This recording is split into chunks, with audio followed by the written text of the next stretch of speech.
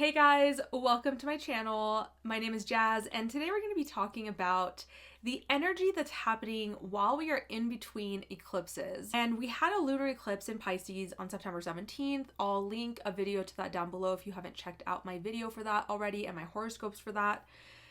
And then on October 2nd, we have a solar eclipse in Libra. So these are falling on two different axes. And so how do we kind of blend that together?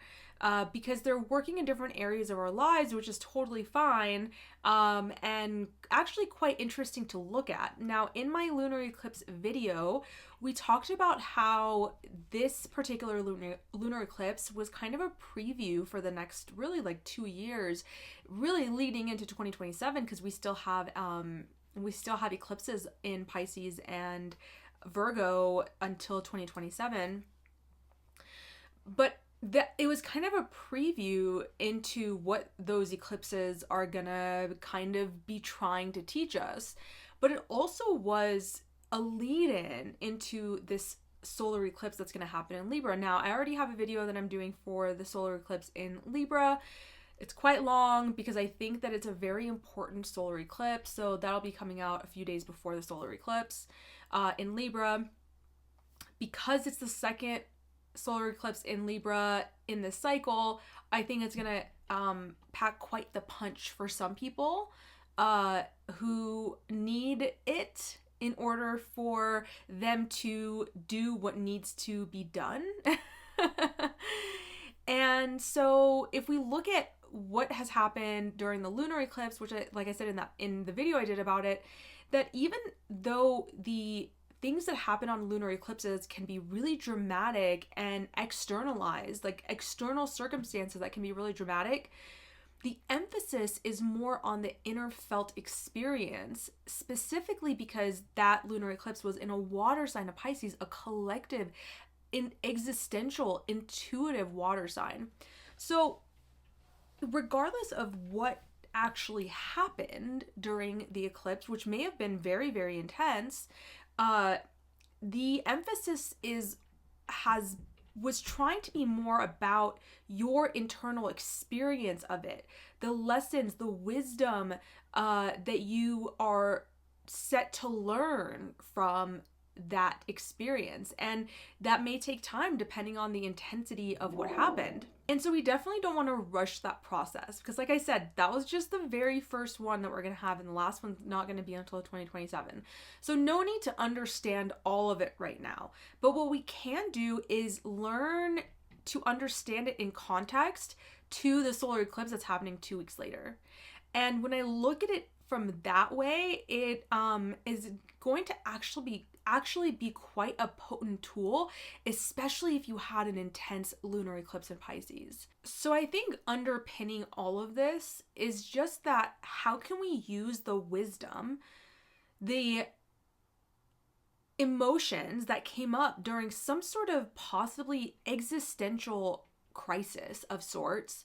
How can we use the wisdom, the emotions, the understandings, the experience as a gateway to helping us navigate the changes that are necessary for the solar eclipse, which is very relational in nature on October 2nd?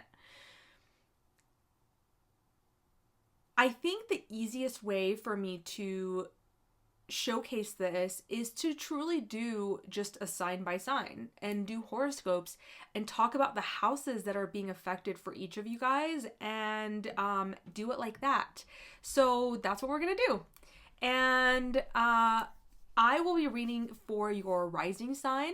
Feel free to look at this from your sun and your moon, or any other placement that you feel is helpful or that you feel like resonates with you generally. So for my Aries rising, sun, moon, the lunar eclipse happened for you guys in your 12th house, and the solar eclipse is going to be happening in your 7th house.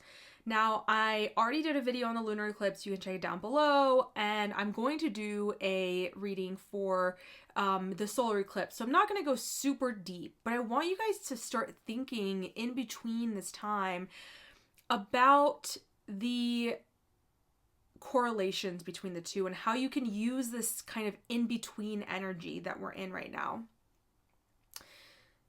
When the lunar eclipse falls in your 12th house, everything I said about having an existential crisis of some sort, having some sort of emotional, being affected very emotionally, and being guided to for you guys, it really could have looked like something forced, something to emerge, a thought or an understanding to emerge from your subconscious. Maybe you were pushed because of the lunar eclipse into a position of solitude in order for you to grieve, in order for you to heal. And I feel like I've been talking a lot about you guys working with like in terms of career and finances and money and things like that. Maybe it has something to do with that. Maybe, you know, having Pluto in your 10th house and then this lunar eclipse has brought something up from deep within your subconscious for you to see. This could have been brought out by something you saw, an experience, by another person, something you read, some message that was given to you, triggered something during this lunar eclipse to come out of hiding, out of the deep waters of your subconscious into your knowing mind, into your conscious mind. And now we're going to have Sun moving into your 7th house, and all these planets going to start moving into your 7th house, and then we're going to have a solar eclipse, the second one that we've had in your 7th house of relationships, relating to other people. So whatever message or understanding that you got from deep within your subconscious, maybe it was through your dreams, maybe it was through meditation, maybe, like I said, it came through during a bout of solitude in some way. It's going to really affect and change the way that you decide to move forward in your relationships with others, in how you relate to other people. And like I said, I'm going to go much, much deeper when I do the solar eclipse video.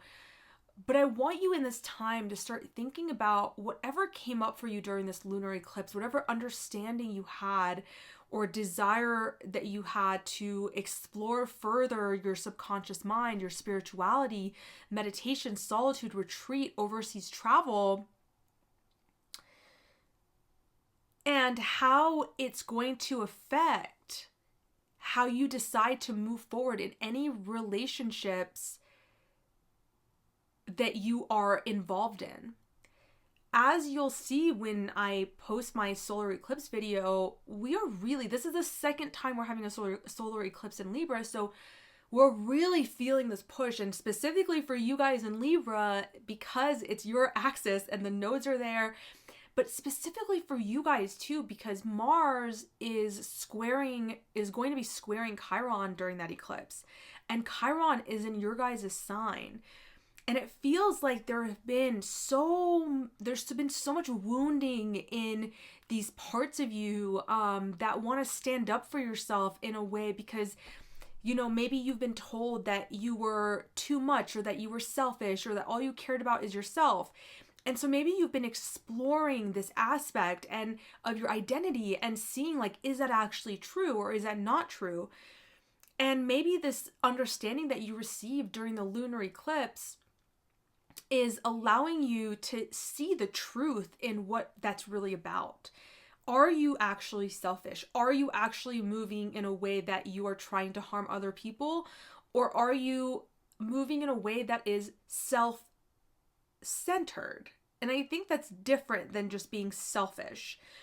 And are you moving in a way that is not trying to hurt other people, but that is focused on knowing what your path is? And that knowing that sometimes when we make decisions, inadvertently, people do get hurt, even if we don't mean to.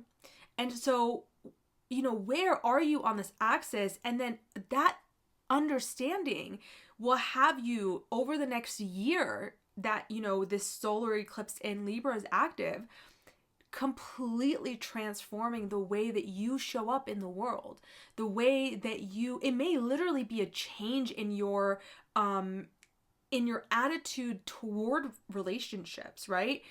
this for you guys could very much signify that a relationship that you're in, whether that's romantic, business, friendship, whatever, is for sure going to have a major transformation, whether that's a transformation as a cutting of the relationship or transformation from within that within the relationship.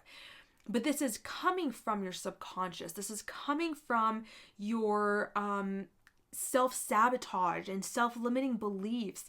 Something that was shown to you through this lunar eclipse in Pisces is allowing you to make more authoritative decisions, not just in your relationships, but also in your career and in your material life in general, which includes relationships. So I want to know what connections, Aries, you guys are making between these two parts of your lives right now as we are in between the energy of these eclipses, and you're going to start having a lot of energy in your 7th house. Maybe you're already starting to feel that. And what kind of messages were brought up to you from your subconscious from the lunar eclipse? What kind of existential crisis or understanding did you have, or question? Maybe it's a question that still doesn't quite make sense to you. Could have also been some sort of like a health situation that came up during the lunar eclipse. There could have been a health emergency or something, and maybe this is now allowing you to see relationships different. Maybe it was a partner who had a health relationship, or a health situation, or a friend or a business partner who had a health situation come up, which induced this crisis event, either externally or within you. And now you're starting to see your relationship to others in different ways. There's so many possibilities that this could play out in. So I encourage you to use your imagination, and let me know in the comments down below, because I learned this way too. And I just love feeling connected to you guys. So yes, Aries, let me know how that resonates. Make sure to like and subscribe, and I'll see you guys soon. So for my Taurus, Sun, Moon, Rising, you guys just had a lunar eclipse in your 11th house. And now you are going to have a solar eclipse in your 6th house. So that's very interesting. We talked about the lunar eclipse in your 11th house. I'll link that down below. I already did a really long format video on the solar eclipse because I think it's going to be a big one, and I'll post that a few days before October 2nd. But while we're in this in-between energy, let's just kind of imagine and postulate how this could possibly, these two areas of your life could be merging.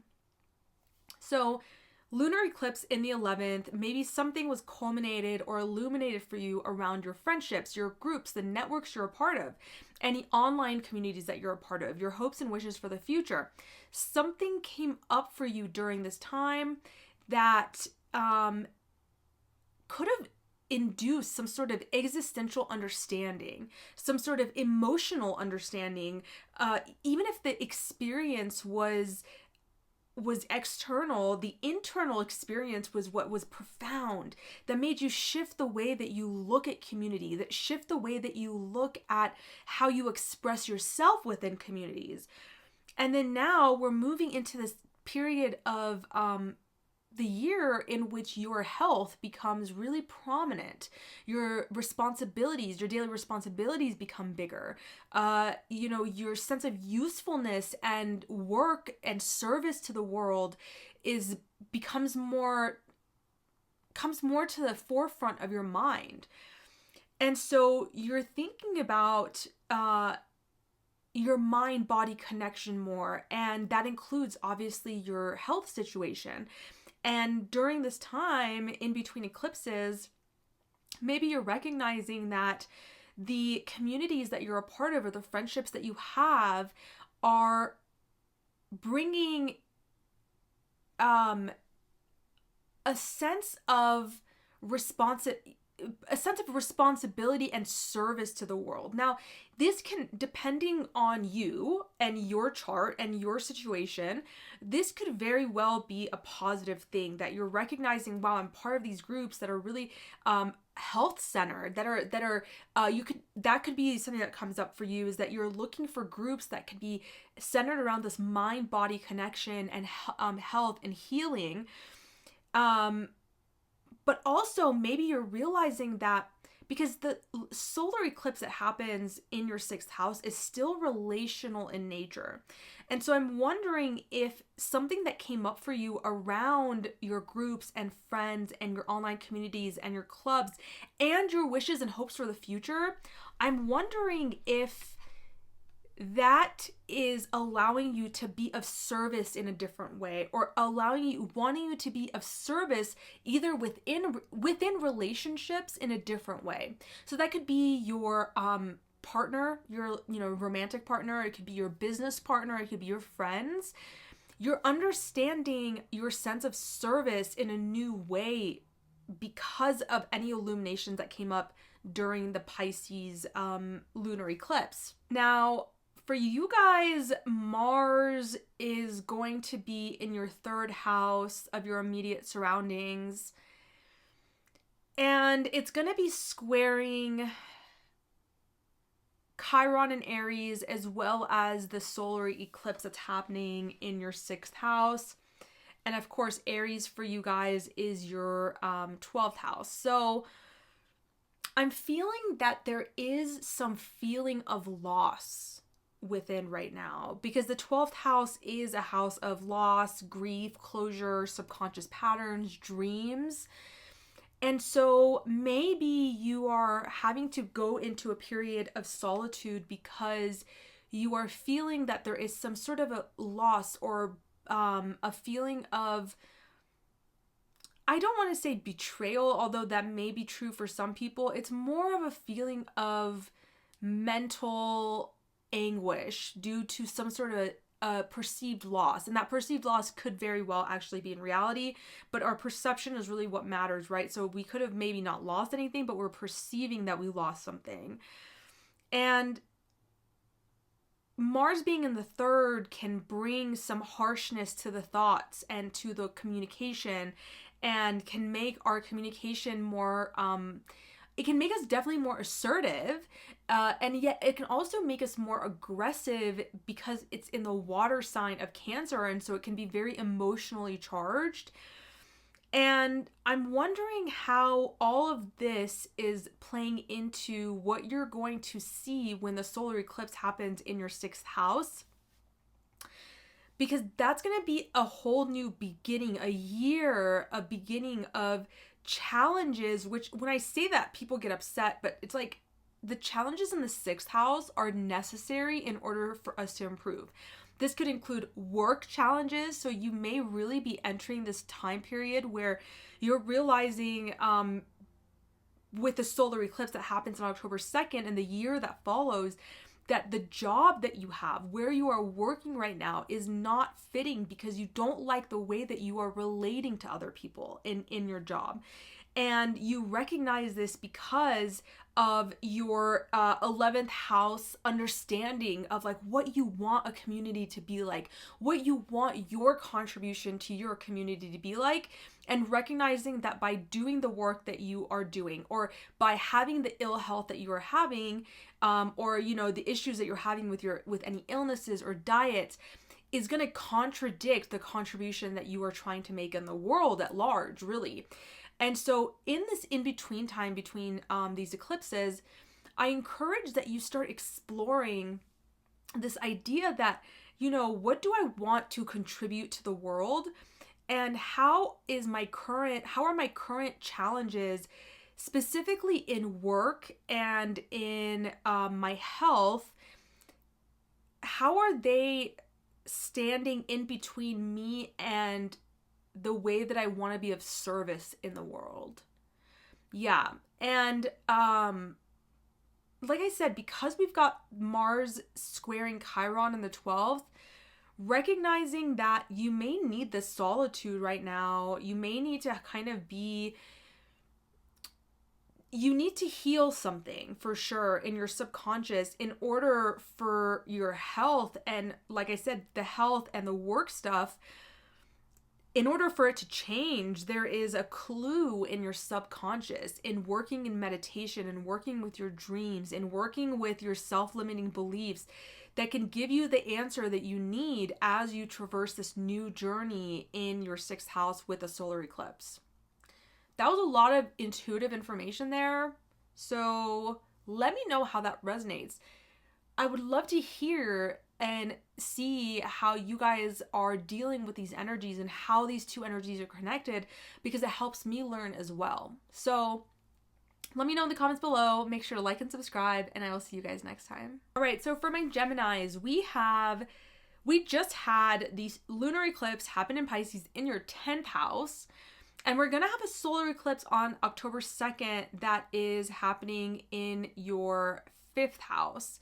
So I made a video already, I'll link that down below, for the lunar eclipse in Pisces. Make sure you check that out if you haven't already, because I go into depth about it. And I already made it, but I'm going to post a video about the solar eclipse as it gets closer. But in this in-between time, I want to honor this period and see how possibly we could be using this time to our advantage to understand better why these eclipses happen the way they did and how we can kind of bridge the two different parts of our lives right now. So the lunar eclipse in Pisces was very emotionally, existentially, internally motivated, right? So like even if things happen externally, the emphasis was really on our inner experience. And then we've got the solar eclipse that's going to be starting a brand new cycle in the 5th house part of your chart. And like I said, the 10th house part of your chart was illuminated by the lunar eclipse.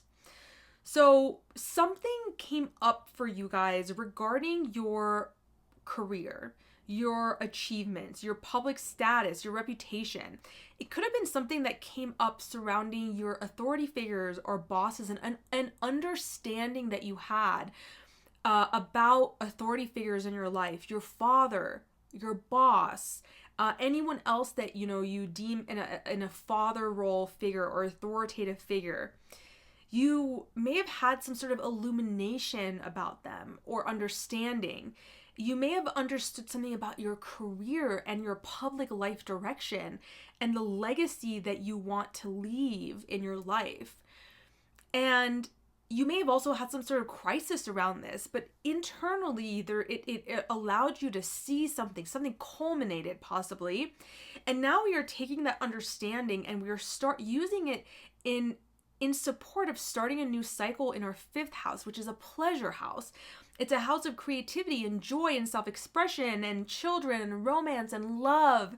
It's this house of childlike spirit and really just learning how to express ourselves. And so what kind of illuminations did you have around your legacy? And maybe, having Saturn in the 10th house can make us feel very serious about our legacy, which I think for Geminis is actually a beautiful and much needed situation. And also, I think this cycle with Libra, solar eclipse in Libra, is asking us to bring creativity and joy and pleasure and entertainment into our lives. And if we're all overly serious about where we are going and what we are doing and what we are trying to build in the world and putting all this pressure on ourselves, we are losing the thing that makes Gemini so special, which is that childlike spirit that never goes away in us, right? As you know, I'm Gemini sun. I gotta say it because sometimes there's new people here, but if you're here, I always talk about it because I love being a Gemini. But I'm a Gemini sun, so I say us a lot, right? But I think that this is really about you understanding, like, it's how can I maintain seriousness? Because you've also got Mars in the 2nd house right now. And Mars in the 2nd house will be squaring Chiron and Aries in your 11th and also squaring, in your 11th. Okay. And also squaring the Sun, Moon, Mercury in your 5th. So this really is about like, how do I make money and create abundance in my life through expansion and collaboration with others, and in joining like-minded communities, and also never forgetting to take with me in those communities and in my legacy this orientation for fun, for life. Like Gemini is the sign of pure raw perception. We see constantly. It's not just thoughts, it's feelings and it's sensations and sight and smells, and we're taken aback by it all the time, and it's just gives us this fresh outlook on life so often that, like, to some seems very naive because it doesn't seem deep enough, but it's like, well, that's not what it's supposed to be when you're a Gemini, right? I mean, obviously you gotta look at the whole chart. If you got a moon in Scorpio, you bring a different element to that. But if we just look at the sign of Gemini, it is not meant to be super deep. It's just not. So, when you're looking and you're thinking about your career and this legacy and how important it is for you to have an impact in the world in the way that matters to you, know that you are entering a phase in which there are going to be lessons with the solar eclipse in your 5th house around maintaining romance in your relationships, if you're in one, or if you are wanting to be in one. When you get so caught up in the legacy and the career and you forget how to have fun, and you forget what brings you pleasure and joy, you'll soon recognize that, like, sure, you'll get somewhere, but the act of getting there is part of the journey, right? And so if we're on the way there, we're serious and we're like, no, we don't have time for fun, and we don't have time for romance and love and things that we enjoy, then we're going to get burnt out, and the thing that we created actually will not live up to the standards that we had in our minds. So Gemini, I want to hear what kind of illuminations came up for you guys during this lunar eclipse. How can we use that as, you're entering a period of time where your 5th house is going to start being lit up by a lot of things. Maybe you haven't been giving enough attention to what you enjoy, and maybe you don't even know what you enjoy anymore. You don't even know what your hobbies are. Maybe you've changed so much and your career has gone through so many changes, or your reputation or your public status has gone through so many changes that you now don't even know what you like anymore, what's fun for you. And so you're going to start this journey, but it's also, because it's in the sign of Libra, it's very relational in nature. So it's like learning to have fun with others, learning to be creative and expansive and abundant with others. And I think that's kind of the 2 areas of your life that I'd like to hear.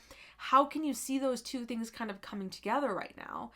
Make sure you let me know down below. It's awesome not to just connect with you guys, but also for me to learn as well.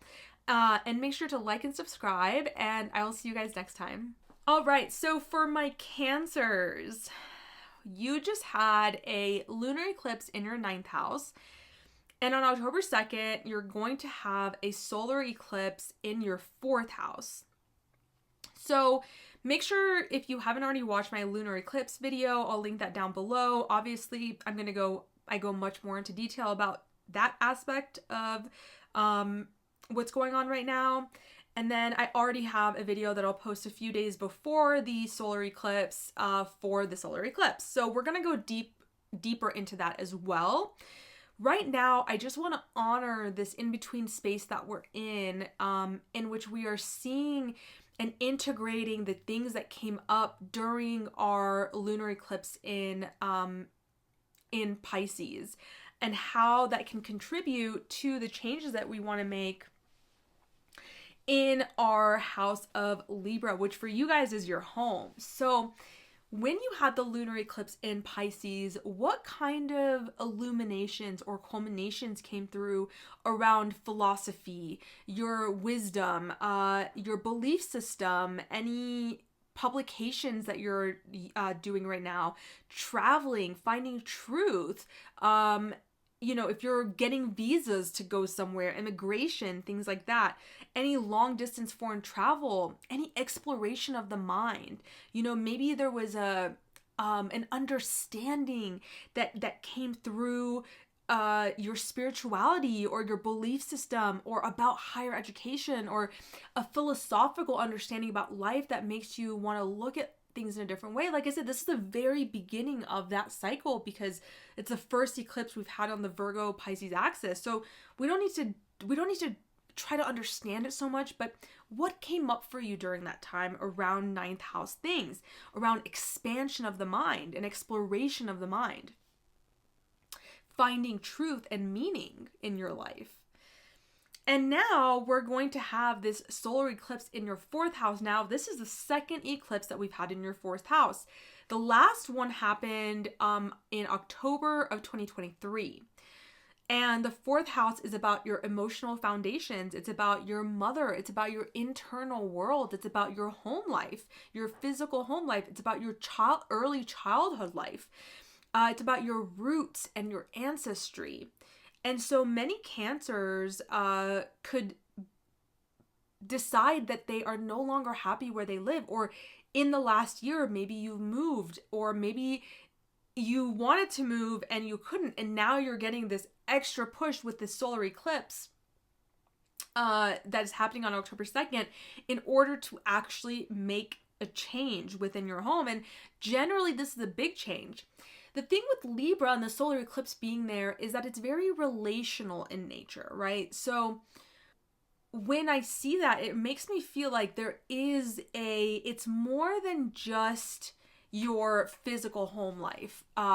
It could be that if you are living with other people, there is a lot of tension within the home right now, especially because we've got Mars in Cancer. Cancer, as you know, is ruled by you, and that's the fourth house. And so, that is a home situation. So there can be a lot of like arguing within families or within the home. And you may be the precipitator of that because Mars is in your sign. And so you're feeling fired up, or you're feeling like you want to express your frustration and your anger or whatever emotions that you may be having during this time. But it feels like there's a relational aspect, like you are learning through whatever process or whatever was illuminated in your ninth house. Maybe it was through a mentor, maybe it was through a therapist that you were illuminated to something in your life, like in your belief systems that you move through life with, that made you understand that there is work to be done around your relationship with your mother, or your deep emotional self, and your emotional foundation and your early childhood wounds. Because I think that for you guys, you know, having Pluto in your seventh for the final time of your entire lives in Capricorn right now, there is this like really big push for you guys to really understand relational patterns that you have. And I think what this time, this 2 weeks is asking you to look at is your belief systems and how they maybe are rooted in childhood memories and emotions that are no longer valid for you. And yet you are playing these emotions out and it's affecting your relationships. You know, Pluto in the seventh, I could make 500 videos about the seventh house and I could make 500 videos about Pluto, but Pluto in the seventh is really about meeting people who exert power over you until you learn to integrate the power within yourself. And you will constantly, and this is a story that's been going on for 15 years for you guys, so this is nothing new, 16 years really, is that, you know, feeling manipulated by other people, feeling like people are, you know, meeting partners who are powerful and narcissistic. And actually in my solar eclipse video that I recorded, make sure you listen to that. It's going to come out probably like September 28th-ish. I talk a lot about this. I talk a lot about this like understanding of like narcissists and victimhood and for you guys, like I feel like if it's affecting you, if you are feeling unhappy with where your relationships are, then you were definitely illuminated to some sort of belief or understanding or knowledge and expansion that will make you realize, if you don't already, with the solar eclipse, that whatever these emotional foundations you have from your early childhood are, there are some of them that really need to go, because the solar eclipse is happening with the South Node. The South Node is about releasing. And so you're starting a new journey in that part of your life. You're understanding that you have to rebuild your emotional foundations, rebuild your internal life, home life, and possibly your external home, right? Like I said, you could be moving, or someone could be moving out of the home, or someone could be moving into the home. But at the root of it, it's about understanding that something in our deep emotional foundation has to go. And we now understand that because we've had this existential understanding through exploration of expanding our horizons, whether through travel recently or through reading mind expansive things, or trying things that are expanding our brains, like mushrooms or something. I don't know. So Cancers, my ask to you guys is to let me know how you're finding this connection between your 9th house and how it could be helping your 4th house things, because we're going to have to start thinking about the 4th house very soon here. We're already going to have the sun moving into your 4th house on September 22nd, and then we're going to have other planets following there. And so yeah, let me know what you're experiencing. How was your experience with the lunar eclipse? And what kind of thoughts or new beliefs were illuminated to you or were culminated for your understanding? Let me know down below so I can learn along with you guys, and make sure to like and subscribe, and I'll see you guys next time. All right, so for my Leos, we just had a lunar eclipse in the 8th house of Pisces, where Saturn has been, and I already made a video about that. I'll link that down below if you haven't listened to it or watched it, because I obviously go into great depth about it. And then the solar eclipse that's happening on October 2nd is going to be happening in your 3rd house, which I did already make an in-depth video. It'll probably come out maybe like the 28th or 29th or something like that. So I will go very deep into that, okay? So we're not going to go super deep into either of those, but we're just going to explore and honor the connections that could be happening between the 17th of September to the 2nd of October, as we learn to integrate anything that came up during the lunar eclipse in Pisces as a means to help us transform and start the new endings and beginnings that we are going to embark on for the next year in our 3rd house. Now, the lunar eclipse happening in our 8th is very psychological in nature, right? The 8th house is our psyche. It is where transformation happens. It's where we can let go of addictions in our lives, especially addictions related to relating with other people, or addictions that are very emotional in nature, which most addictions are. But it's a house of deep intimacy with another. It's a house of shared resources. So there could have been a culmination or a understanding. So there could have been some sort of lump sum given to you from somebody that you didn't work for. There could have been some sort of lump sum given to your partner, or your partner could have brought in some unexpected money. You could have had this profound inner transformation that allowed you to overcome something that you've struggled with for a very long time. Something that illuminated your psyche in a way that made you completely change. I mean, the 8th house is where we make changes. This is the house of Scorpio. It's a house where we make changes that completely change the course of our lives, right? So it can be very, very big. This is a house of death and rebirth and, healing in a lot of ways. It's also a house of secrets and mystery. So something could have been illuminated. A secret could have come out, either about you or your partner, or about someone in your life. Now, during this time, Mars is in your 12th house. So looking to your dreams, your subconscious, working behind the scenes. I have a video on Mars and Cancer too. I'll link that down below so you understand, because this is going to be active for this time period that I'm talking about. in between eclipses, this is where your energy is really heavy right now. Is, you know, you are working behind the scenes, you are trying to work with your subconscious beliefs, and then, you know, you've got your 8th house, another very healing and emotional house where this eclipse happened. So it feels like whatever was illuminated to you around the 8th house is allowing you to dive deep into solitude. As soon as I just said that, I was going to say meditation. I didn't even finish saying it. And I just want to let you guys know that in between these eclipses, I'm a Leo rising, right? I'm going to a silent meditation retreat. So what better way, in my opinion, to learn, to be given space and time to integrate when you have nothing to do but be silent and not read or, you know, have any sort of distractions.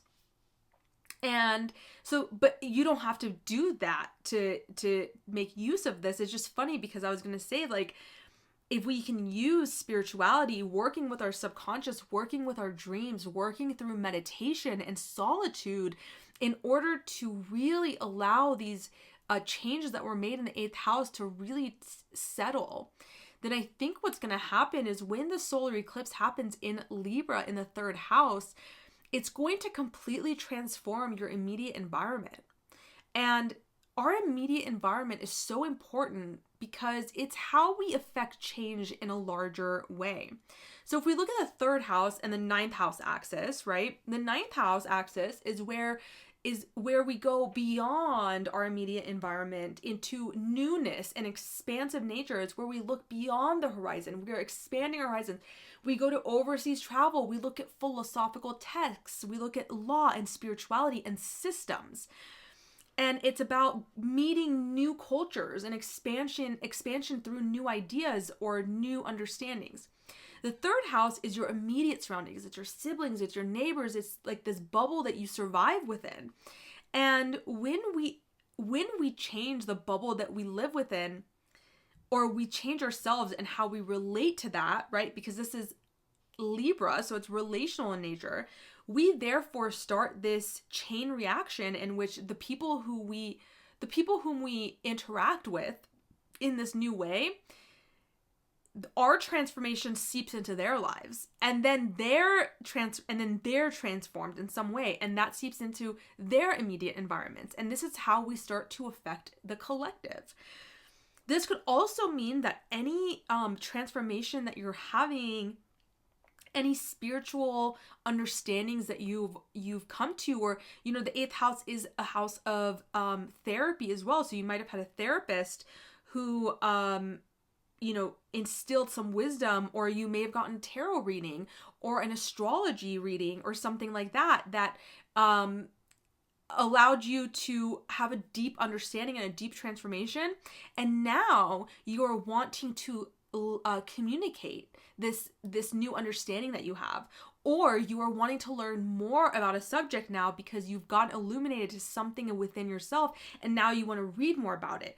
I'm reading a book on dreams right now, and dreams are really big to me right now. So that is what I'm feeling drawn towards. And so then, you know, this could also mean that a lot of Leos will be looking to learn new skills because of what the transformation that's happening within, because of their allowing themselves to be influenced and changed by whatever happened during this lunar eclipse, and this solitude that we allow ourselves to have, and working behind the scenes. And maybe you're retreating, maybe you're going, you know, overseas to or working with someone who's overseas, and that's being very influential for you right now.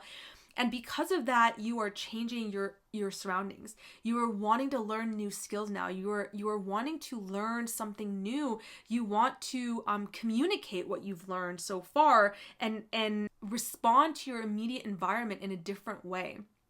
So Leos, I would love to know how you are making these connections for yourself, you know, like what is going on, what happened around the lunar eclipse, and how could that possibly tie into your 3rd house things.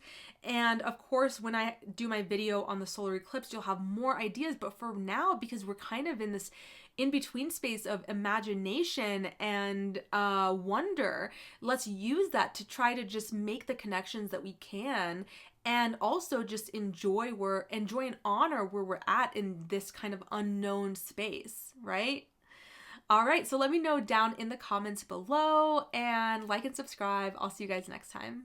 All right, so for my Virgos, you guys just had a lunar eclipse in your 7th house. And then now on October 2nd, you're going to have a solar eclipse in your 2nd house.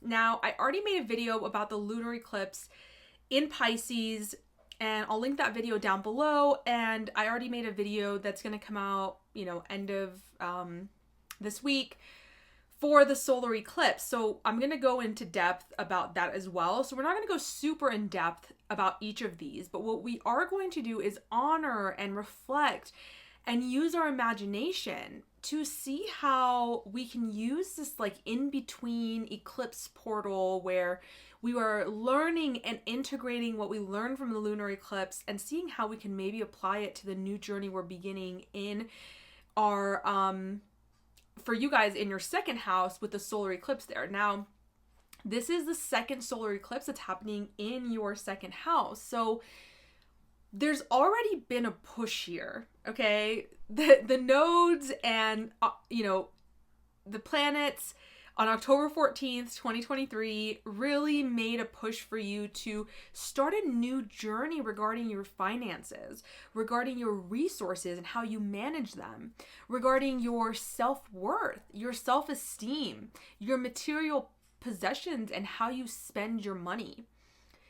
So if you feel like you still haven't quite gotten there, this solar eclipse in Libra is going to be quite the push, okay? Because it's the second and last solar eclipse in Libra of this nodal cycle. So it's going to maybe feel more uncomfortable for some than for others, depending on where you are right now, okay? And how much growth you've had in this part of your life.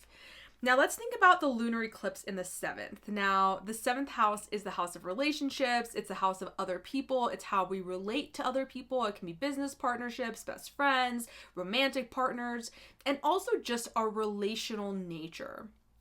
When we are looking, and interestingly enough, the Libra solar eclipse, because it's happening on the axis of Libra and Aries, it is also relational in nature. So there's a lot of relational energy, a lot of energy around how you relate to other people. Your relationships in your lives are coming up right now.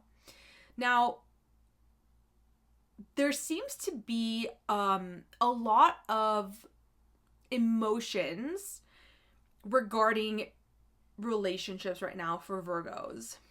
And depending on, what type of person you are, that may or may not be normal for you. But we've got Mars also in your 11th house and in Cancer, which is an emotional sign and can lead to irritability and, a lot of frustration, simmering, and not quite speaking about it. So when this lunar eclipse happened, I wonder what kind of culmination happened in your relationships. What kind of thing came up to a boil, or what was illuminated to you? What understandings did you have about your relationship that are now going to be feeding into your self-worth, into how you manage your finances, into how you want to spend your money, and how you define your values in life?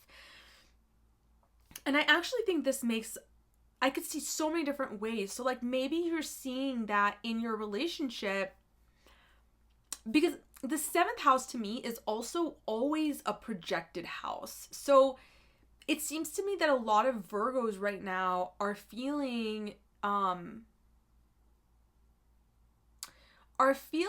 like there is a lot of intuition and wisdom to be learned about in relationships, but that there is also possibly a lot of disillusionment right now. There could be a fog, right? Because this is Pisces that we're talking about.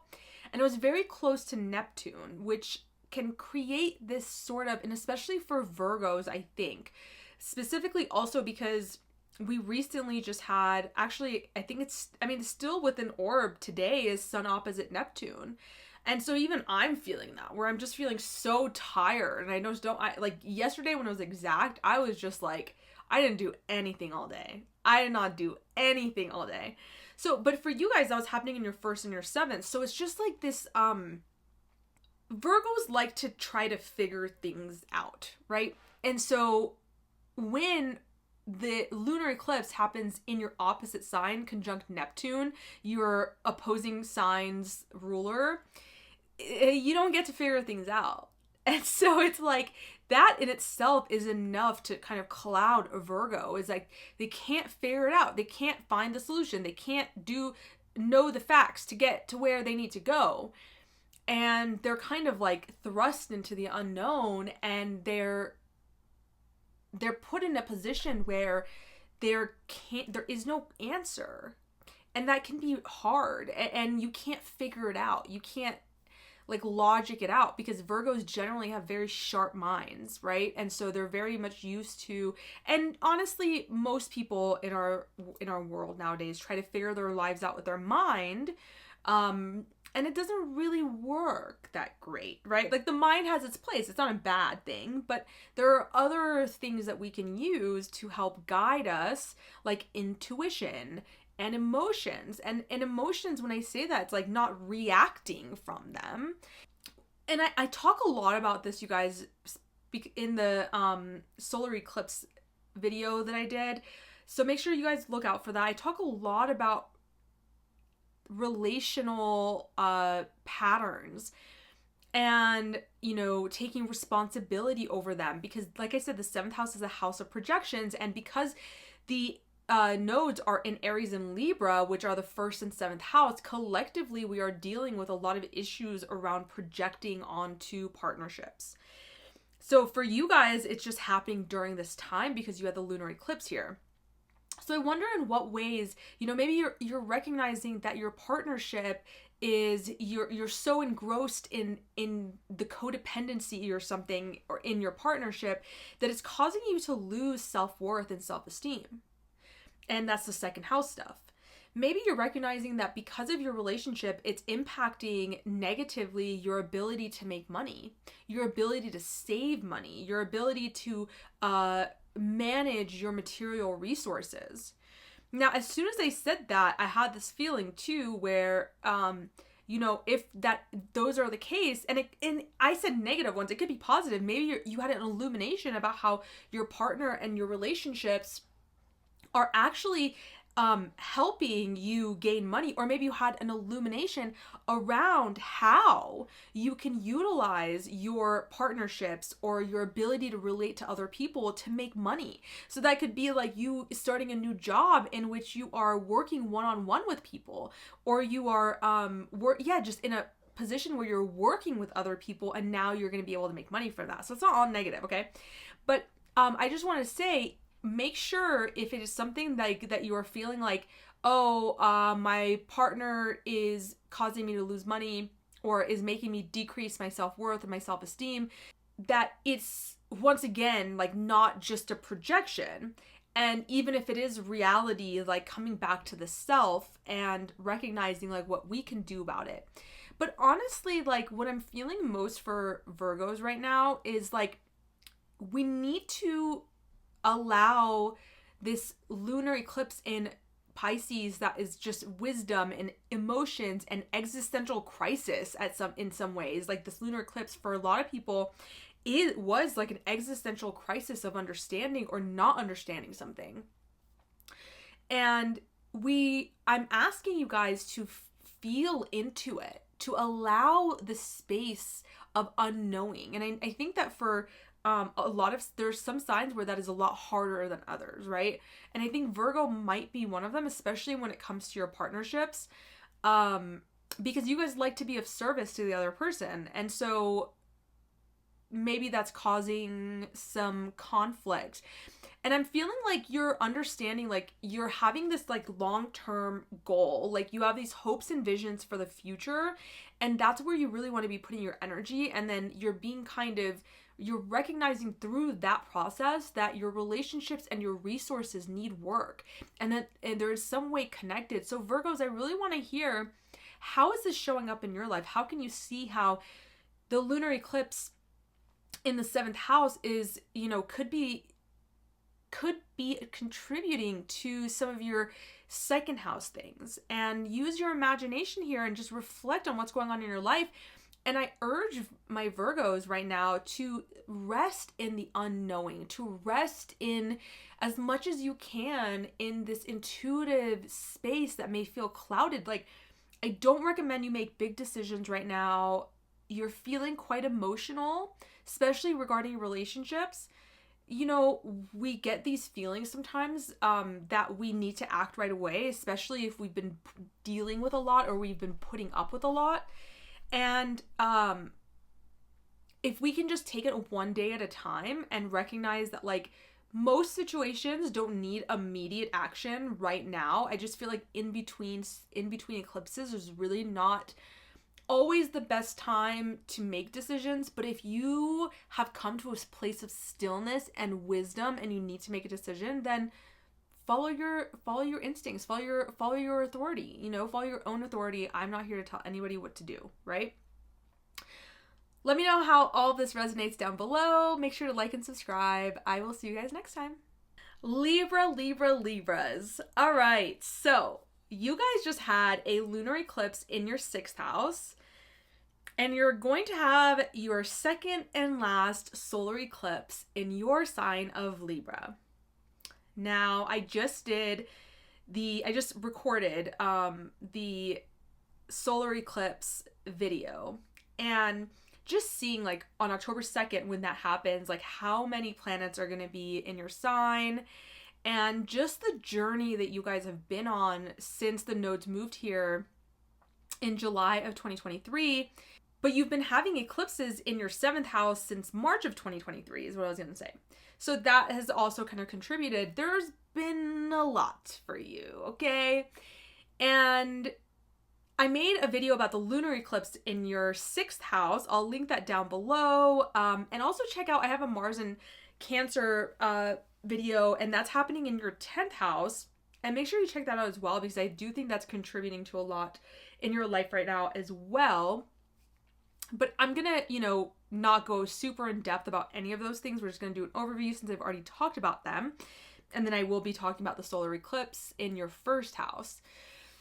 But my, you and your relationships and how you relate to other people and what direction you're headed in life and who you are and new beginnings. I mean, your life has turned a lot. There's been some transformation in your life for sure in the last, like, big transformation, right? Like, I'm talking like life changes, not just like, it just feels quite big for you guys, right? And now Pluto's finishing its time in your 4th house, which, gosh, there's just so much I want to say about Pluto and Capricorn, and I feel like I could make so many videos about it, but it's really finishing up this 16-year stint in your 4th house. Mars is in your 10th house, so it's like, wow, that's a lot of energy in your angular houses, right? So you're seeing changes in so many areas of your life. It's your 1st house, your 7th house, your 4th house, your 10th house. And I just want to take this moment to give my love to my Libras, especially my Libra risings, but even Sun and Moon. Like, you guys have been going through it for sure. And I want you to know that I think on the other side of this is a whole new way of being for you guys. Truly, truly, truly. And I'm really excited for you guys to discover that. Okay, so let's talk about the lunar eclipse in the 6th house. Lunar eclipse in the 6th house is some sort of illumination or culmination of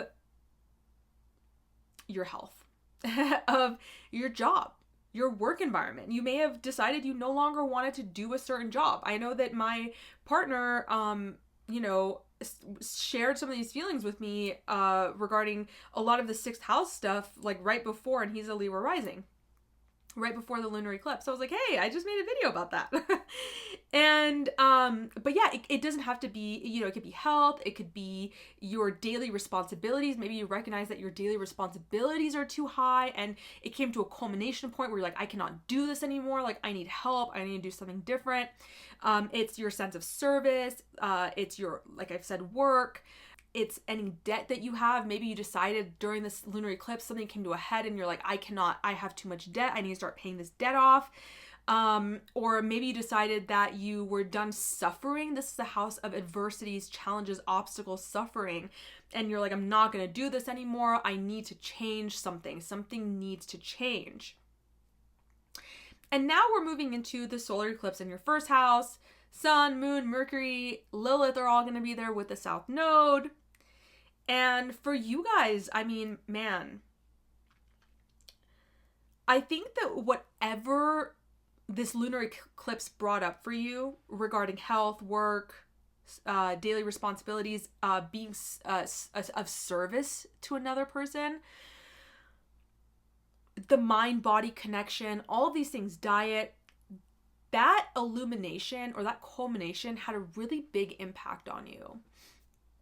And I think that whatever decisions were made, I think my affirmation for you guys was to lean into your intuition to make any decisions about those things, those sixth house things during the Pisces lunar eclipse. I think those decisions are going to lead to, over the next year from this solar eclipse, to a completely new life for you guys. I just got chills. A completely new life for you guys. Oh my God, I just got chills again. That was crazy, you guys. Yeah, that's crazy. So it could be that it changes your life direction. It starts a completely new beginning, and maybe it starts with your health, or maybe it starts with your job, or maybe it starts with your the way that you feel useful in the world, or your daily responsibilities, or your mind-body connection. But what it will turn into is a completely new way of being in the world. And I talk a lot about this in my solar eclipse video that I'm doing. So definitely make sure to listen to that. And specifically because it's in your sign, please listen to the whole thing. It's very long.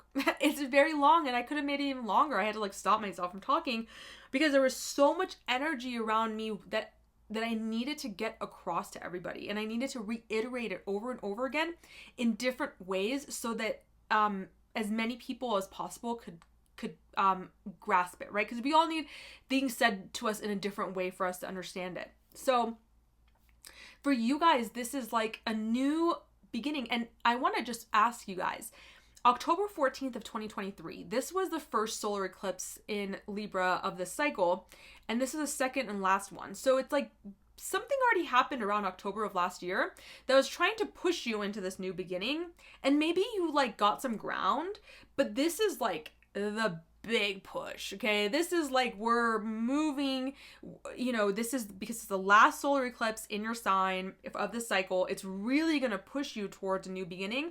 And I think when you look at your life a year post October 2nd, 2024, so October 2025, you're going to see how the events of this solar eclipse in your, this lunar eclipse in your sixth house were pivotal in you understanding something that needed to change. And you're going to look back in 2025 and see what a brand new life. You might change your complete appearance. That, you know, this is your body. So you may decide to make changes to your body, and which makes sense. It's like because you just had a lunar eclipse in your sixth house, which is health, illness, diet. So maybe something came up during that time, and then now you're deciding to now completely change your body, change your relationship to your body. Let's just say that. Because this is relational in nature, right? So it's changing your relationship to your body. It's changing your relationship to your own identity and how you are in relationships, because it's this North Node is in your seventh house along with Chiron. So how you approach life is going to be completely different. It's going to be a brand new beginning. Your life is going to look so different. You're barely going to recognize it. And so during this time in between, like, let's not worry too much about all that, right? Because that's like things to come. I just got so excited. I got so much energy I want to share with you guys. But let's just sink into the idea that whatever happened around these 6th house things, if you had challenges at work, if you had challenges in your health, if you had challenges with your daily responsibilities or conflicts or obstacles that have come up with your pets or your sense of service, just flowing in the mind that maybe this is happening in order to put you on this new path that is so much more of you, which is so much more fully centered in your identity. And I want my Libras to let me know, what kind of connections could you make?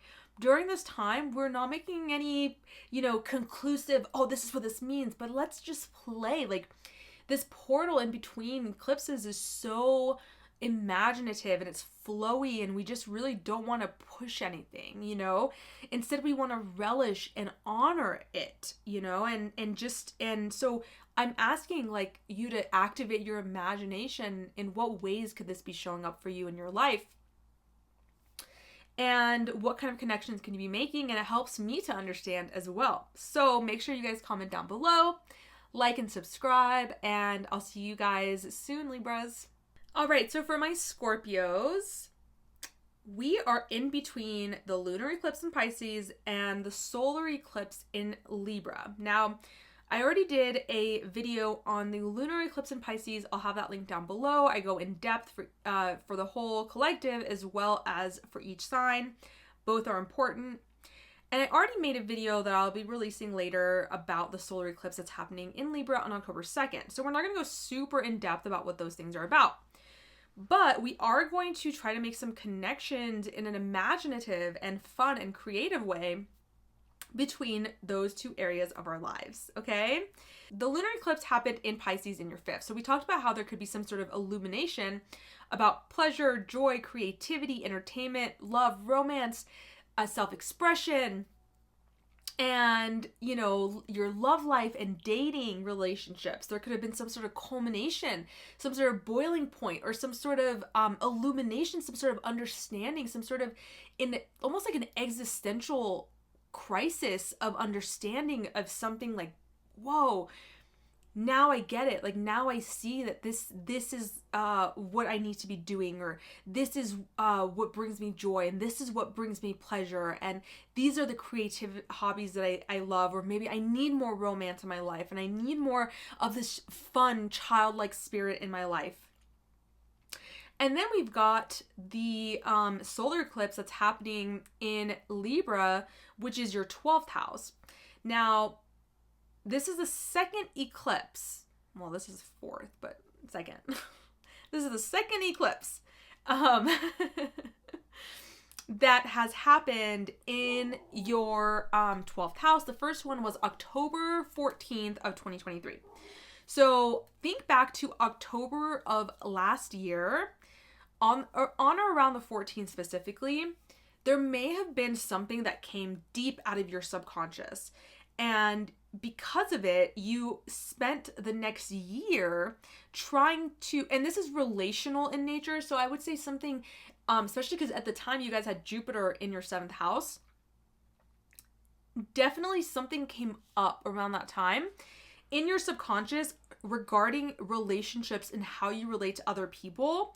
And it may have come to you in a dream. It may have come to you when you were doing some sort of a spiritual practice in a place of solitude, like a mental hospital, prison, or just a hospital in general. It might have come to you while you were doing some traveling, specifically overseas travel. It may have come to you when you were, did I already say like solitude? Yeah, in solitude, or I think I already said dreams. And it may have come to you in that form, and then you may have it started a new journey for you into understanding what that means. And whenever we have the South Node in the 12th house, like you guys have had for a year and a half now, it's really about letting go of subconscious and self-limiting, self-sabotaging patterns.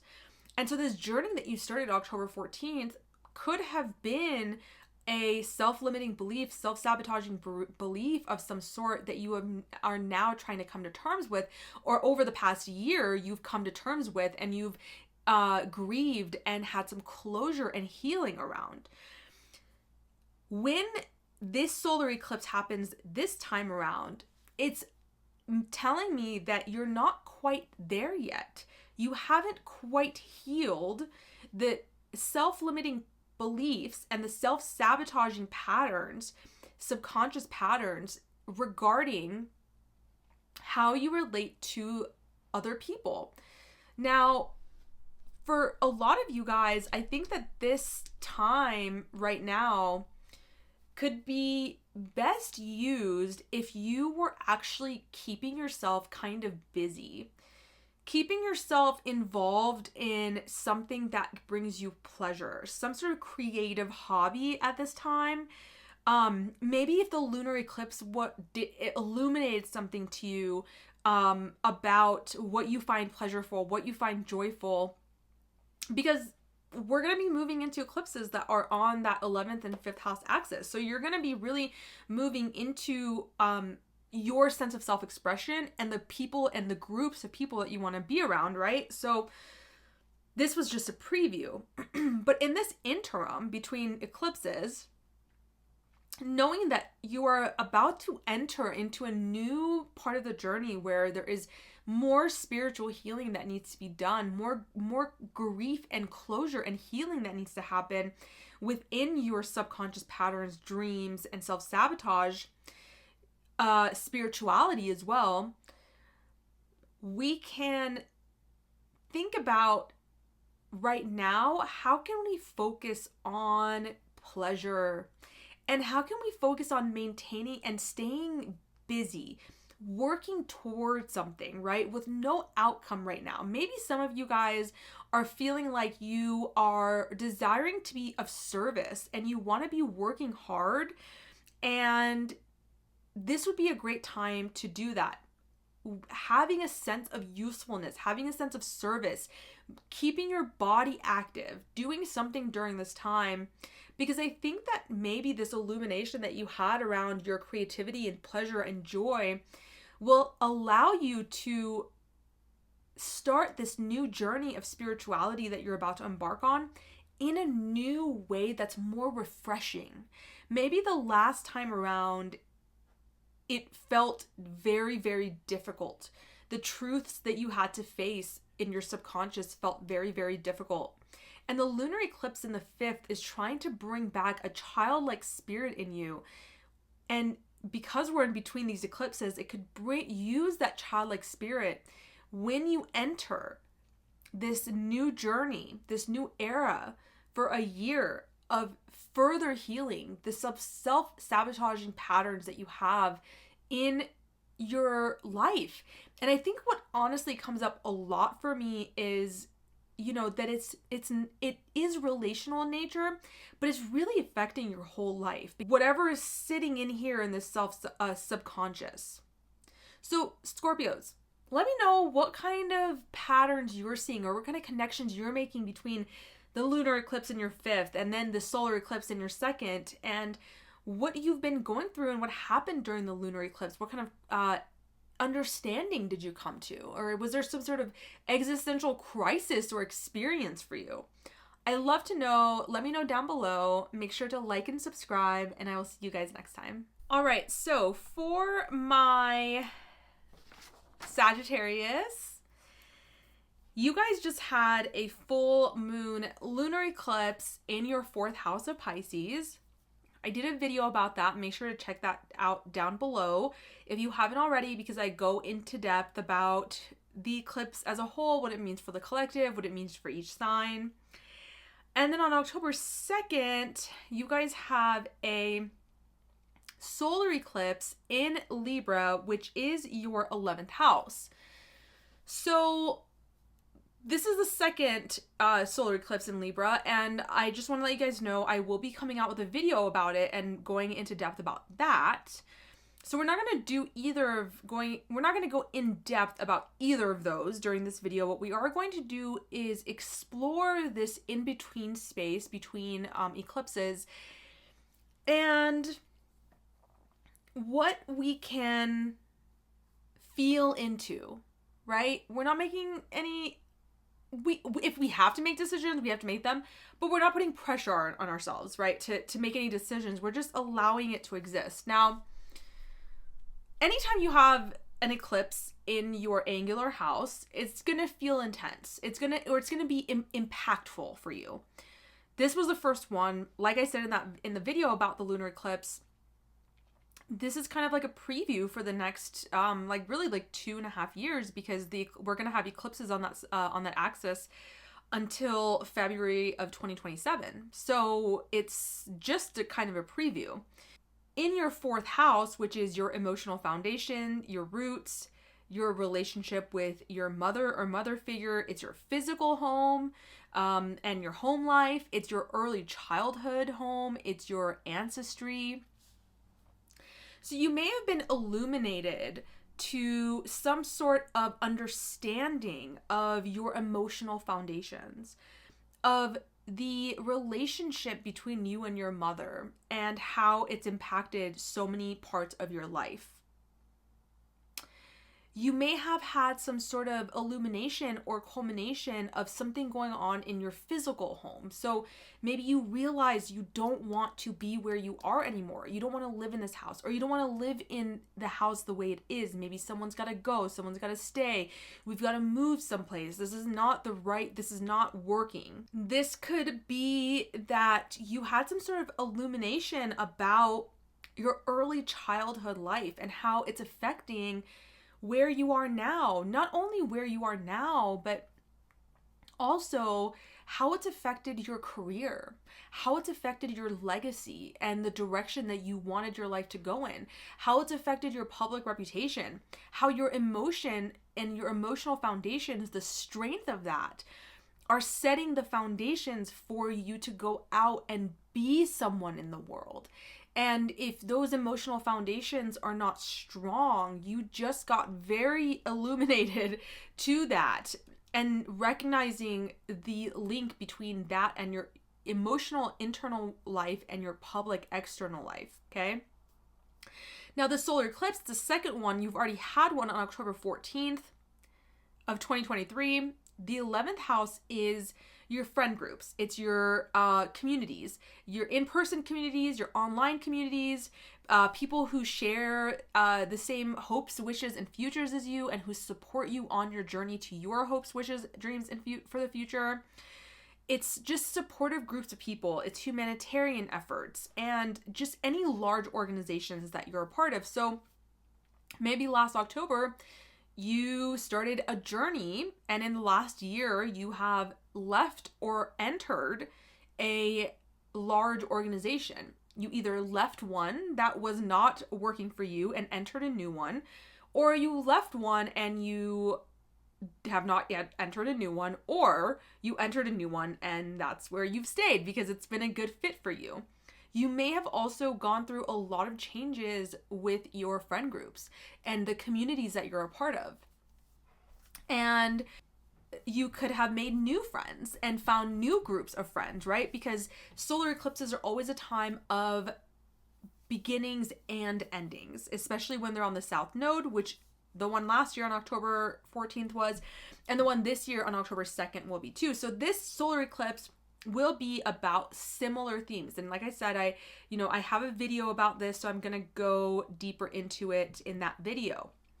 Let's explore what kind of things could be happening during this time, or some things that we could be thinking about. My hair is doing crazy stuff. When you got curly hair, you just gotta let it do its thing. Every wash day is just a new journey. So with the eclipse happening in your 4th and then 11th, okay, here's what I'm feeling. Maybe you're illuminated to understanding that you put yourself in certain friend groups, you put yourself in certain organizations, you put yourself in certain clubs and communities because of, it's kind of like what I was just saying, which is interesting because I wasn't even thinking about the 11th, about how you're seeing And recognizing during this time that maybe the reason I'm drawn to certain groups of people or certain organizations is because I'm drawn to the dysfunction. Because maybe in my childhood, early childhood life, there was dysfunction.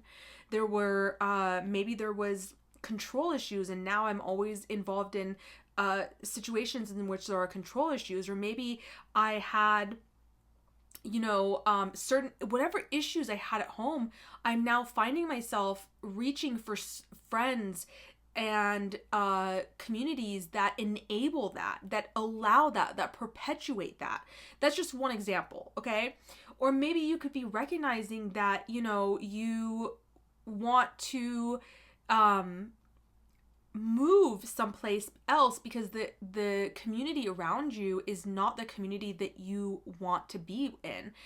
And this is going to start the journey of you recognizing that your home is not where you want to go. Maybe you found out something about your mom that is now questioning so much of your wishes and hopes and dreams for the future. Maybe something about your ancestry. Maybe something about your early childhood home or your current home life that was illuminated to you that has made you now realize that maybe what you thought your hopes and wishes and dreams for the future were are no longer what they are. And what I see as the theme here is you having to really get to the root of these emotional foundations and recognizing how it's affecting and influencing the people you choose to have around you and the relationships that you have with your friends and groups and communities and the relationships you have within, larger organizations. It feels like there's a very deep emotional transformation that has to happen for you guys. And it's interesting because the other sign that I felt very deeply about this was Leos, and they had the lunar eclipse in their 8th house. So both of those are very emotional houses. And for you guys, for Leos, it's a lot about shared emotions, right? Or like deep emotions within relationships. And for you guys, it's more like solely about you, like your emotional foundations and how it, the 8th house is where we build upon the 4th house. So for you guys, this is very much just about you and your internal life. It feels like there is for a lot of you guys, and I this is the house a lot of times seen as the house of the mother, but in some aspects of astrology, the 4th house is also the house of the father, and the 10th is the house of the mother. For some of you guys, I'm feeling like there is an imbalance to your masculine energy. It feels like there is an imbalance in your connection to the divine masculine, and there is a balancing that's required for you in that. And I think this has to do with your emotional foundations that we're talking about. Maybe there are some issues with now, I want to say mother figure. Maybe the mother played a father figure, but it could for some of you guys actually just be some sort of disconnection that happened in childhood, whether that was emotional, physical, spiritual, with the father figure. And it has severed your emotional stability. And maybe you didn't know that until now, until maybe I'm the messenger for your lunar eclipse, or maybe something came up. More likely something came up during the lunar eclipse in Pisces that kind of showed that to you. And it's feeling to me like you guys are wanting to recover with this disconnect. And that doesn't always have to physically mean you have to fix something with anybody, but internally coming to terms with this severing that has happened to a masculine figure, but then also because of that, I think on a deeper level, it's injured your connection to the divine masculine in your life. And so you may be acting in ways that are very authoritative in a negative connotation, okay? Like authoritative is not a bad thing, but let's say you're being dominating and controlling, because that is a wounded masculine. And instead you can be authoritative and taking inspired action, but doing that from a place of integrity. and not from a place of woundedness, okay? So I feel like that's a lot of what you guys could be going through. But Sagittarius, let me know in the comments down below how this could be coming up for you guys, any connections that you're making, and make sure to like and subscribe. I love to hear from you guys and your stories because it also helps me learn. All right, Sag, I will see you guys next time. Okay, so for my Capricorns, you guys just had a lunar eclipse that was in Pisces, and I already did a video all about that. I'll link that down below so you guys can see that if you haven't already, or if you need a refresher. And then there is a solar eclipse, the second one in this cycle, that's happening in Libra in your 10th house. So for you guys, Pisces is the third house, right? So we talked about what that could possibly bring up in terms of illuminations or some sort of culmination around communication, around your siblings, neighbors, cousins, your immediate environment, your mind, your thoughts, your words. Something could have happened that triggered some sort of existential crisis about these things, or some sort of emotional crisis, or not even, I say crisis, but it could have just triggered some sort of like desire to connect to your immediate environment in a different way. Now, the solar eclipse that's happening in your 10th house is the second one. So the first one was October 14th, 2023. And now you're having another one in your 10th house, which is your career, achievements, public status, your reputation, bosses, authority figures, father, and your legacy. So it's not just your career or your job or how you make money, but it's your legacy that you're leaving behind. It's the highest point of the chart. So having eclipses there is actually pretty crazy, but and it's great. But it's a south node eclipse, right? So both times around October of last year and then around this time, there is kind of like a culmination or an ending and a new beginning. So you could have started a new career. You could have started a new, gotten a new boss around October of last year in some way that started you on a journey toward, achieving some sort of thing that is now coming to an end, and you're about to start a new journey. But whatever this cycle wants to teach you, with the nodes, north node in the 4th and the south node in the 10th, is coming to a close pretty soon. So things are going to get like ramped up a little bit. So let's think about how your communication and your changes to your immediate environment due to the illumination from the Pisces lunar eclipse could feed into your career, public status, legacy. Well, maybe you recognize that the way that you are connecting to your immediate environment, the people around you, your neighbors, siblings, cousins, but also just anyone that you deal with on a daily basis. So, any short trips that you have to take that are part of your daily routine. So going to work, any, communications that you have with anyone, the way you think, the way you speak to others, the way you learn, and the skills that you have. Any illumination that came from that could be leading into some sort of a understanding that this career that you're currently in doesn't do it for you. Whatever happened around this lunar eclipse, maybe it could go two ways. Maybe it reaffirmed that the career path that you're on is amazing, and it really showed you that these people at your job, or this career, and your boss are really supportive of you, and so you want to continue this, and you want to start this new journey by ending being lackluster in your career field and starting this new journey when the solar eclipse goes into your 10th house, when it happens in your 10th house, that you want to be anew in your job. You don't want to be the same person that you were in your job previously, because now you have a different perception of your job. It could also be like something was illuminated during this lunar eclipse that allows you to see that your boss sucks or like your dad sucks and he's not supportive. Or, whatever I said about bosses before, I could also say about the father. Maybe something happened during the lunar eclipse that made you realize your father is really supportive of you. Or like I said, the opposite, your father is not supportive or your boss isn't supportive.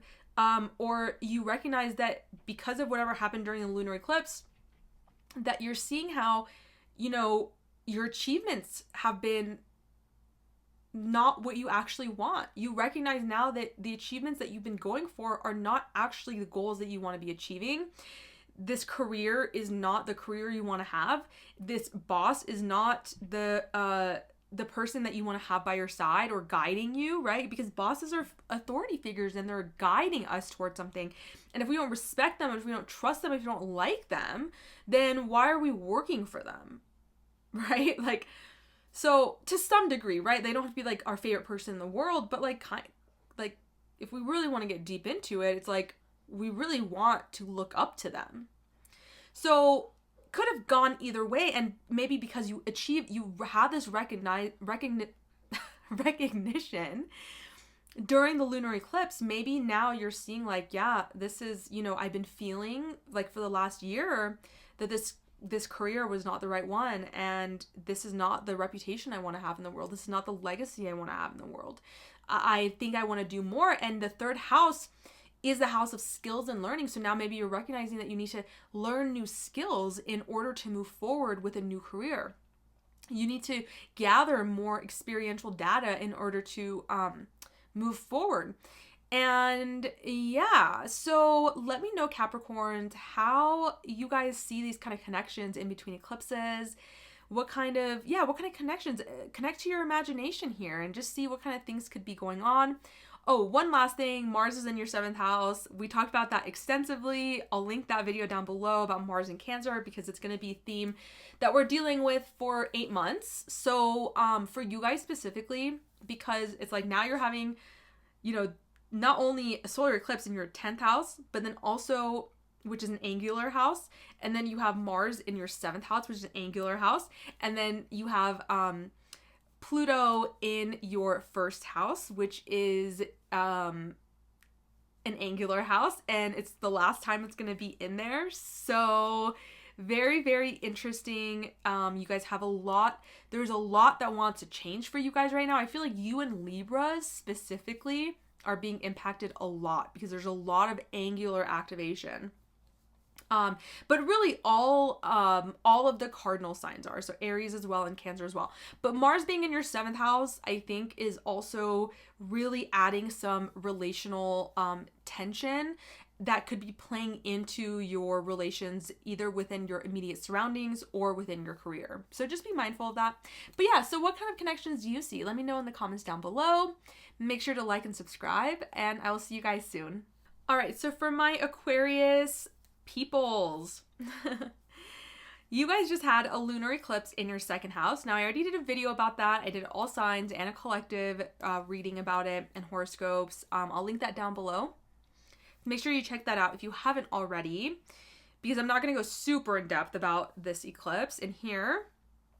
But then you're having also a solar eclipse that's happening in Libra, which is your 9th house. So you are in between these eclipses.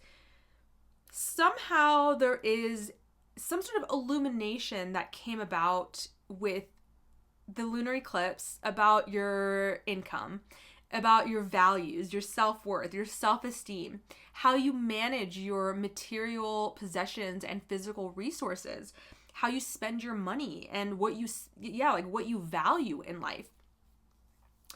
And then this solar eclipse, which I'm doing a video about, it'll be posted probably the end of this week, so a few days before the solar eclipse, is because it's happening in your 9th house. It's number one, the second solar eclipse that's happened here, so it's not your first time, but you're really exploring expansion of the mind, expansion through meeting new cultures or new ideas. So that could be through philosophy or through higher education or spirituality or religion, or you could have embarked on a lot of long distance travel in order to expand your knowings of the world and to go beyond your immediate surroundings. And so this is really about finding meaning in life, finding your truth and wisdom. And a lot of times this can lead to us having mentors or some sort of a spiritual guide or something like that. or a religious guide.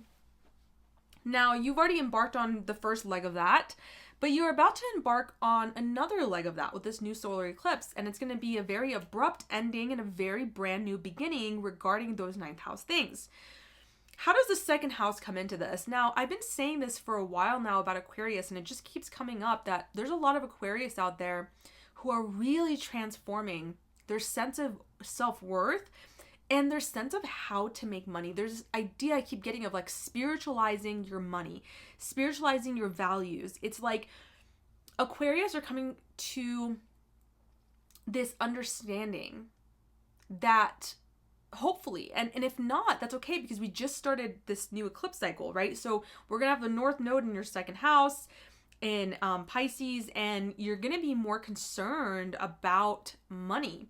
So I think this is imperative before the North Node moves there for you to make sure that your vision and your understanding of values and physical resources and how to manage them is kind of in alignment, in spiritual alignment. So a lot of you guys may be, some of you guys may be renouncing a lot of possessions. Maybe you're decluttering, or maybe you're going minimalistic, or maybe you're just recognizing that the things that you own no longer bring you joy and happiness, and that you have a feeling that something else is needing to be built here, right?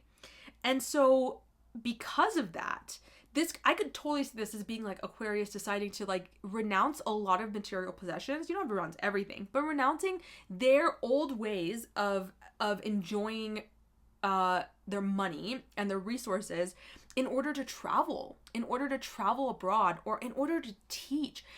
Ooh, that's something that could come up too. Like maybe you're giving up your source of income or your job because you now want to teach something that you've learned. And Pluto is going into Aquarius for good for 20 years. And so there's a lot of power in your guys' sign. There's a lot of wisdom and knowledge that you could be sharing. So if you feel like, actually, now that I just said that, Aquarius, make sure you guys watch my solar eclipse video, because I'm going to be talking a lot about like teaching and skills and learning and all this stuff. But, I could totally see this. Wow. I just feel like there's a lot of Aquarius who have a lot to teach other people, who need their voices heard. And I think that in order for you guys to bridge this gap, this lunar eclipse in Pisces is trying to push you into recognizing that you need to maybe see money in a different way. You need to see your values in a different way. And like I said, it's like maybe you're renouncing some of those things, or you're changing and transforming your sense of self-worth, because maybe you thought you weren't good enough to teach. Maybe you thought you didn't know enough, and you do. And you have the skills, but you're scared. And this lunar eclipse illuminated that to you, and you're like, oh my gosh, all this time I thought I didn't know enough, but actually I do know, and I've just been scared, or I haven't felt like, I felt like I had imposter syndrome, or I feel like I don't know enough.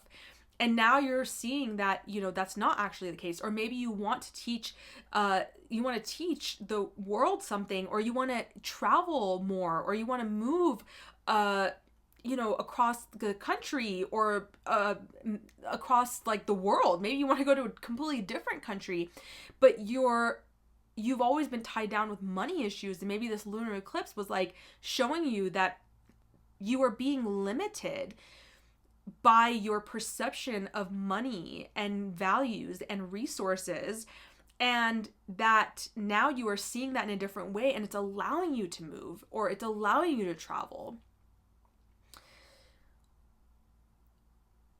In this in-between space, I think that it's best for my Aquarius people right now to take a time out, to just rest.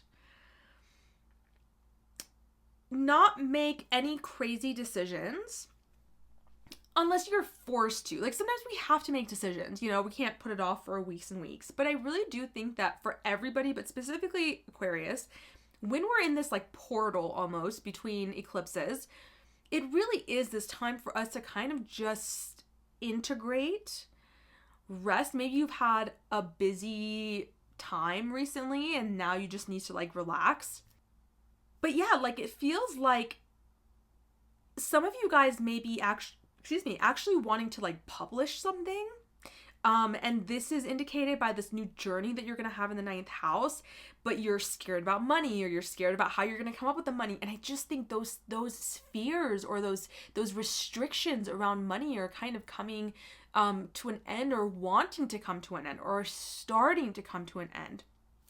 For some of you guys, it may be just the last thing you needed for things to change about the way you think about money. So Aquarius, let me know down in the comments below what kind of connections you see between the 2nd and the 9th house, what kind of things you're doing to rest and relax during this 2-week period.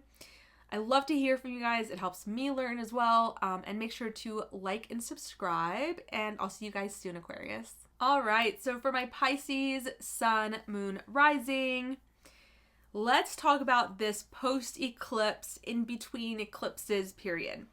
Now, you guys had a lunar eclipse in your sign. I already did a video where I talked about the collective meaning of that, as well as the all signs version or portion of that. I'll link that down below. Make sure you guys watch that and get all that information, because it's really important for you guys during this time. And then on October 2nd, so that was September 17th. On October 2nd, we have a solar eclipse in Libra, which is your 8th house. So since last year, we did already have a solar eclipse in Libra in your 8th house on October 14th, 2023.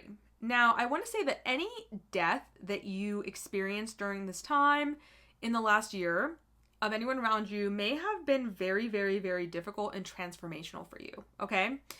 Also, you may have gone through a massive transformation. With the South Node in your 8th house, you have probably let go of old ways of really like being with other people. I'm trying to figure out how to say this, because the 8th house is a very deep house. And it has a lot of effect in our lives. So when we transform with 8th house activations, it generally tends to really affect like the direction that our lives are taking in a deep way, because the 8th house is the psyche, right? So it's like psychological healing. And it also has to do with other people's money. So during the last year, you may have actually like felt like you either lost support, or you felt like you needed to rely on a lot of support from other people. And that may or may not be comfortable for you guys, depending on which end of the spectrum you fall on. You may have felt like other people were not helping you, have not been helping you, and you've been all alone, especially with Saturn in the 1st. I could definitely see that. But for some of you guys, maybe you've had to really be dependent or reliant upon other people's resources, like, somebody helping you out, or taking a loan, or something like that, or an inheritance or something. Now let's think about how this lunar eclipse in your 1st house could be kind of tying into these 8th house themes. I've talked a lot today. I think that there was some sort of illumination to you, either about your physical body, your personality, your appearance, your identity, your approach to life, your attitude. Maybe you got a glimpse of a new beginning that is about to occur for you, or that has occurred for you in your life, like as a life cycle. Like maybe you're starting a new job, maybe you're moving to a new place, maybe you're feeling this sense of newness come over you because of the lunar eclipse in your sign. And, getting this illumination that like something more could be possible for me, even though, maybe the last year and a half have been tough with Saturn in my 1st house, and Neptune moving over the 29th degree, and now it's back, and, Neptune about to move out of my sign. And when the North Node moves into your guys' sign in January of 2025, you are going to definitely feel a lot more energy, okay? You're going to feel a lot more energy in your direction in life. And you just got a glimpse of that maybe during the lunar eclipse. And maybe that's allowing you to giving you the strength to dive into the transformation that's necessary in order for that new beginning to happen. I'm feeling for a lot of Pisces, this is about relationships. And I say that with a smile because, you know, when we have a solar eclipse in Libra, that is a relationship-oriented sign. And you guys just had a full moon eclipse, right? So you had the moon in your first house and you had the sun in your 7th house. So, and you're about to, like I said, enter in this nodal axis where the south node's going to go in your 7th house. And so I wonder for a lot of Pisces if you have recently entered into a new relationship or you are wanting to share life with a partner and you're desiring that.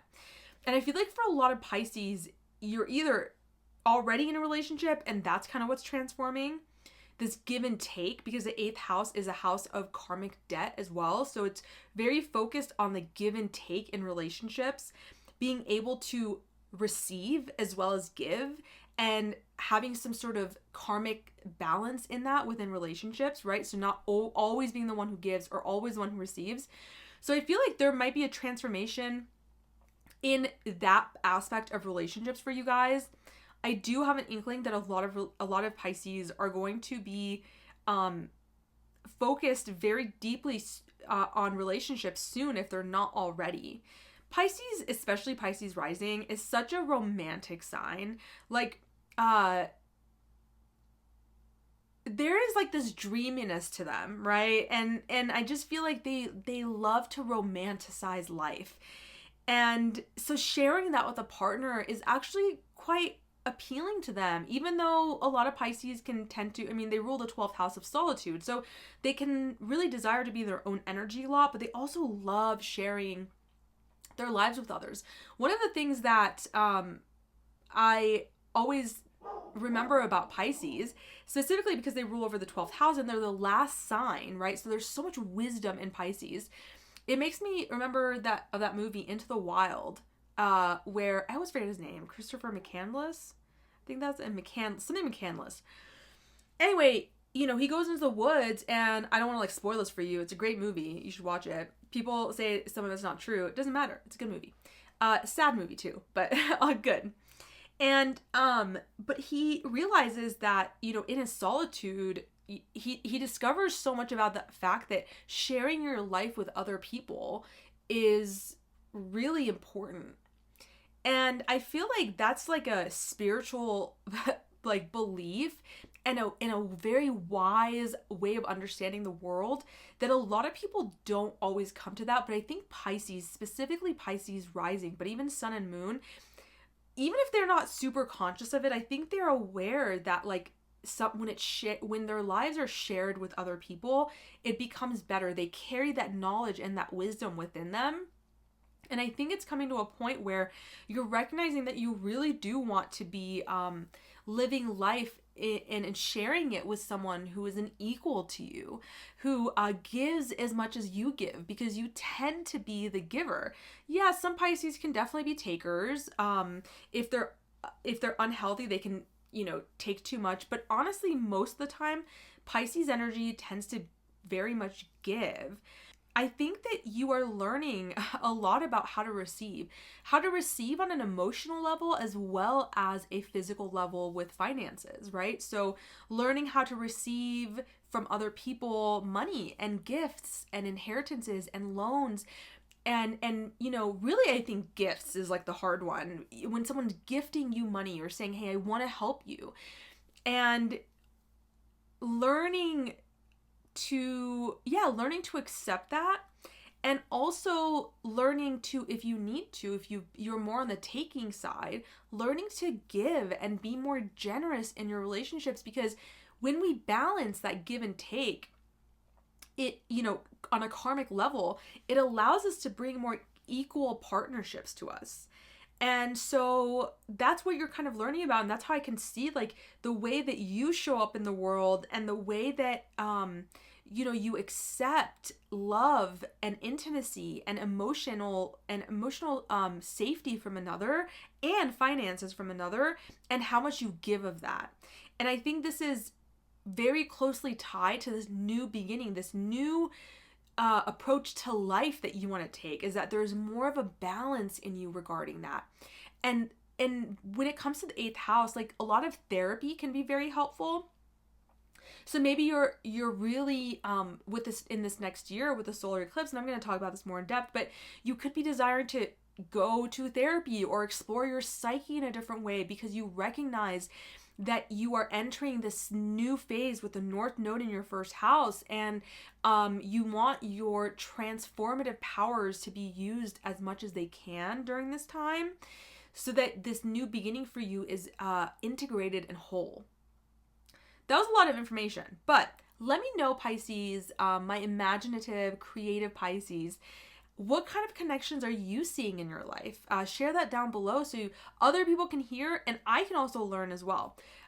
Between the first and the eighth house, these the mysterious, secretive eighth house, where we can break long-held addictions or things that are no longer good for us. The South Node is here after all, so this is actually wonderful for letting go of things that are no longer serving us and that are keeping us stuck in life.